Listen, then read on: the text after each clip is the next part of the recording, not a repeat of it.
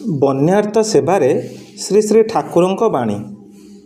ଦୁସ୍ଥ ବ୍ୟକ୍ତିମାନଙ୍କ ସେବା ନିମିତ୍ତ ଶ୍ରୀ ଶ୍ରୀ ଠାକୁରଙ୍କ ପ୍ରାଣ କିଭଳି ବ୍ୟାକୁଳ ହେଉଥିଲା, ସେମାନଙ୍କ ସେବା ଉଦ୍ଦେଶ୍ୟରେ ଯେତେବେଳେ ସେ ସେବକମାନଙ୍କୁ ପ୍ରେରଣ କରୁଥିଲେ, ସେତେବେଳେ ସେମାନଙ୍କୁ ଯେଉଁ ଉପଦେଶ ବାଣୀ ପ୍ରଦାନ କରୁଥିଲେ, ତହିଁରୁ ତାହାର ନିଦର୍ଶନ ମିଳେ।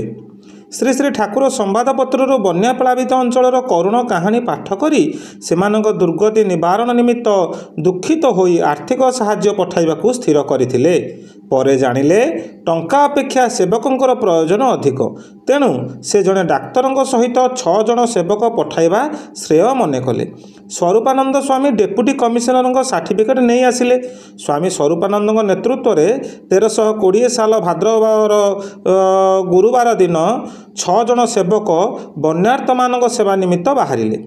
ସେମାନେ ଯେତେବେଳେ ଗମନୋଦ୍ୟତ ହେଲେ, ସେତେବେଳେ ଶ୍ରୀ ଶ୍ରୀ ଠାକୁର ସେମାନଙ୍କୁ ଉପଦେଶ ଦେଇ କହିଲେ, ତୁମେମାନେ ଯେତେବେଳେ ରୋଗୀମାନଙ୍କର ସେବା କରିବ କିମ୍ବା ଯେତେବେଳେ ଯାହାର ଯେଉଁ ସେବା କରିବ, ସେତେବେଳେ ମନେ କରିବ ତୁମେମାନେ ତୁମ ଗୁରୁଦେବ ଠାକୁର ନିଗମାନନ୍ଦ ଦେବଙ୍କର ସେବା କରୁଛ।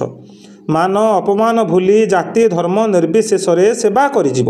ଯେକୌଣସି ପ୍ରକାର ରୋଗୀ ହେଉ ପଛକେ ତାଙ୍କର ସେବା କରିବ। ସେବା ସମୟରେ ଭାବିବ ତୁମମାନଙ୍କର ଗୁରୁଦେବ ରୋଗୀ ହୋଇ ତୁମମାନଙ୍କର ସେବା ଗ୍ରହଣ କରୁଛନ୍ତି। ତୁମେମାନେ ବ୍ରହ୍ମଚାରୀ, ତେଣୁ ସର୍ବଦା ସେବକଙ୍କ ଆଦର୍ଶ ରକ୍ଷା କରି ଚଳିବ। ରାତ୍ରି ହେଲେ ଶ୍ରୀ ଭଗବାନଙ୍କର ନାମ କରିବ।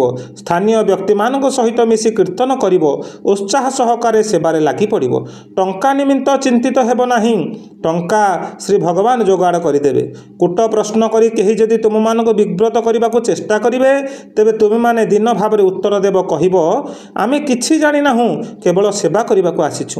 ତୁମେମାନେ ନିରଭିମାନ ଭାବରେ ନିଷ୍ଠାର ସହିତ ସେବା କରିପାରିଲେ ମୋର ପ୍ରଭୃତ ଆନନ୍ଦ ହେବ। ମୁଁ ଆଶା କରୁଛି ତୁମେମାନେ ସେବା ଶେଷରେ ପୂର୍ଣ୍ଣ ପ୍ରାଣରେ ଆନନ୍ଦ ନେଇ ଫେରିଆସିବ। ତତ୍ପରେ ଶ୍ରୀ ଶ୍ରୀ ଠାକୁର ଆସନ ମନ୍ଦିରରୁ ଅପରାଜିତା ଫୁଲ ଆଣି କହିଲେ, ମାଙ୍କର ଗୋଟିଏ ନାମ ଅପରାଜିତା। ତୁମେମାନେ ସେବା ଶେଷରେ ଅପରାଜିତ ହୋଇ ଫେରି ଆସିପାରିବ। ସମସ୍ତେ ଶୁଭ ମୁହୂର୍ତ୍ତରେ ଶ୍ରୀ ଶ୍ରୀ ଠାକୁରଙ୍କୁ ପ୍ରଣାମ କରି ସେବା ନିମିତ୍ତ ବହିର୍ଗତ ହେଲେ। ଶ୍ରୀ ଶ୍ରୀ ଠାକୁର ଓ ସେବକମାନଙ୍କର ତତ୍କାଳୀନ ଭାବ ଅବର୍ଣ୍ଣନୀୟ। ଶ୍ରୀ ଶ୍ରୀ ଠାକୁର ସେତେବେଳେ କହିଲେ, ଆମେ ସମସ୍ତେ ଶ୍ରୀ ଭଗବାନଙ୍କର ଆରାଧନା କରୁଅଛୁଁ।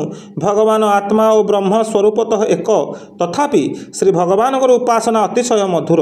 କେବଳ ଭଗବାନଙ୍କର ଆରାଧନା କଲେ ତାଙ୍କ ଅନ୍ୟାନ୍ୟ ଭାବର ମଧ୍ୟ ଆରାଧନା ହୋଇଥାଏ।